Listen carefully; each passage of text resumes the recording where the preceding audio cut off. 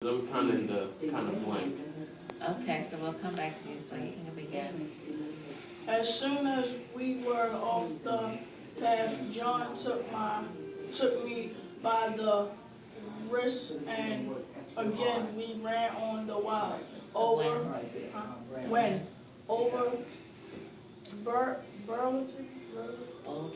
boulders and thoughts, thick bushes, paced trees that were ancient giant lemon over dark forest under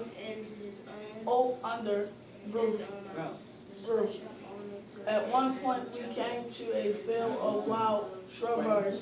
John stopped there and took off his new old work shirt to gather the berries for our lunch. It was then that I remembered the molasses cookies poured pain to my shirt. We sat down on the grass and ate for a while. I was worried about Eloise, but I was hungry too. Ever since I had been working in the fields, I was hungry all the time, nearly saving. I wanted to help Eloise, but I couldn't turn down a meal. John told me that the forest we were in was very old and filled with special spices and fungi that were wonderful for the hungry human anatomy.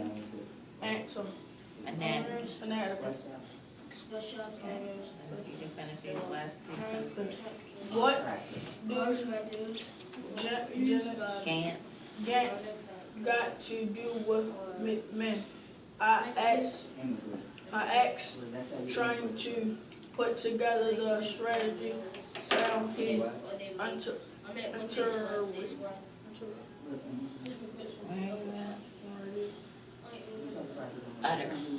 utter, not gents, men. He said, hungry ants. Human ants. Anatomy. That is the study of the parts of the human body. Okay, so stop right there. So one vocabulary word we can look at is in the second paragraph. It says the molasses. Does anybody know what molasses is? Isn't that like some really sticky thing? It's like super sticky.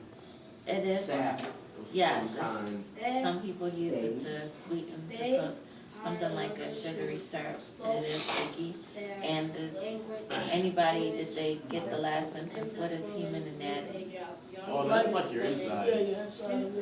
Okay, they like actually your organs, your guts, yes. like just mostly the composition of you and the things that you should have in your body. Yes, but interesting. They actually give you the definition at the bottom. It says human anatomy. That is the study of the parts of the human body. So now you know what the human anatomy is. Can you pick up on page 105, Shannon, at the top? Okay. Okay. That happens anytime I read. Who'll tell you about Gantman? Me? John smiled and put a hand of my shoulder. Hand on my shoulder. And put, I am not what appears to be. He said, I come from a far, far away, as I have already told you. This body of mine,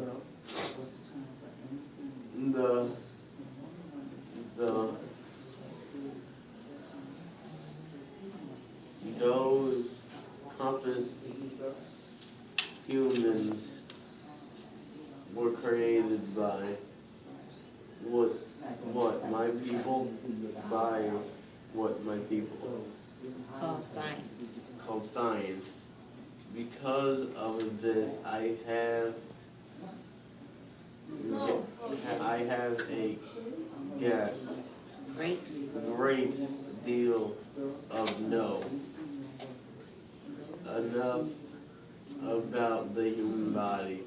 I know all of the muscles, mechanics. It is only the human heart that I fail to understand. Do you want me to pick up right here? Yeah. I think, I'm not sure when he says that, when he says human heart, like how it actually functions, or he just means that by like love. You know, let's try to find out. Are you talking about the last sentence? I know all the mechanics. It's only the human heart that I fail to understand. Yeah. Yes, he's talking more about emotions. Yeah, that was. Okay. And do you know what mushrooms will get the bugs out of Miss Eloise's brain? I asked unconcerned with his silly notion. Yes, he said, there are a few herbs that will assist her healing. And also you need proper rest and nutrition after that infection in your hand and the burn on your shoulder. You need substance. Go ahead. I don't care. I don't care about me, I said. I just want to make sure that Mrs. Eloise get better. And you shouldn't lie to the minister. John held up a finger and knew that he wanted me to remember this at a motion. Yes, that's correct. Madam, if you I am a master or Tobias, I continued. If he figures out that you just want run around and eat strawberries, he'll put you in the kill sack. And shack. And that will be all she spoke about you. John smiled and said, you love that little child Eloise, don't you? 47. She likes the angels that Brother Bob talks on and on about at his sermons. So what are sermons? I'm actually not sure. You know what sermons are? I know something about a church. Yes, more likely they are referring to church. If you guys ever been to a sermon lecture, it's usually the preacher. Yes, oh yeah. Giving the sermons. That's what they're referring to as about his sermons. Like they got write it on the computer and printer and stuff. Sometimes their sermons what they're going to speak the next day. Yeah, some pastors they do prepare. Yeah, prepare. That's what my said. Okay. Shannon, can you pick up on the first where she's just a person in the sentence? She's just a person. No, I complain. She's the most beautiful girl in the world. 84 is just as beautiful in her own way. My new friend agreed. Argued. How can you say something like that, boy? I said, 84 is black and ugly and nappy hair and liver lips. She couldn't even hold a candle to Miss Eloise. Come with me, told John said. He jumped from where we were and led me a short way down the animal path. A wild still pond. Look, he said, look at yourself in the water. The water is Absolutely. absolutely messy, Motionless,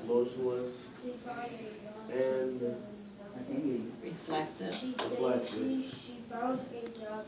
like a polished mirror. like a polished mirror. I could see my whole image From head to toe. head to toe. Okay. Take off that shirt 47. I did as he told me, standing naked at the pond's edge. When I looked down into the reflective pool, I could see that my skin was very dark and that my body was like a man's but smaller. My hair was wild in every which way, but I looked like I imagined myself.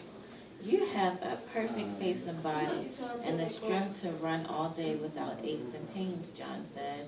You have big, inquisitive eyes and a heart that opens to the pain of others. You love Eloise, and she is beautiful to you, but 84 needs your love too. And if you gave it to her, you would see her beauty even as you see it in the white child. But beauty just is so they have no money. Can't make something love just by saying.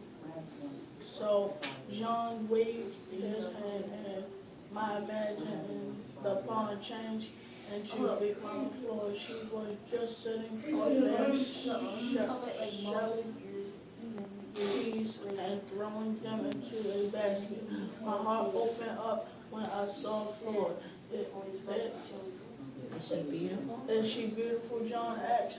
Oh yes, I cried. She's the most beautiful thing in all the world. She has black skin and nappy hair. John argued. She has big lips and ashy elbows. I turned away from the image in the water and asked, "Are you an angel?" No, 47. I am just a helper. What you helping? I am helping you to save the universe. But I am just a nigger. I stopped myself in the middle of the prohibited world. All of my people, John said, my whole race saves a player for you. Every night they have given you their blessing and their hope. A black-skinned, nappy-headed child who was born into slavery and who shall ride into the greatest battle in the history of the world. When tall John from beyond Africa spoke, I almost believed what he said. There was so much confidence in his tone.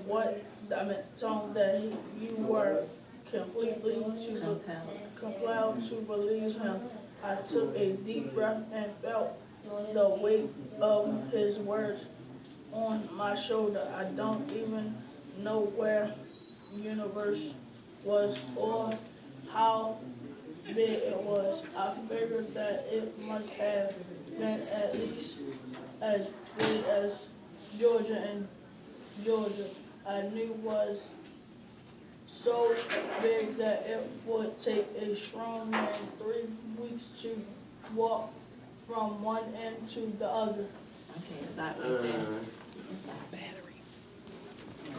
It's turned red. It's right. Did I do it right?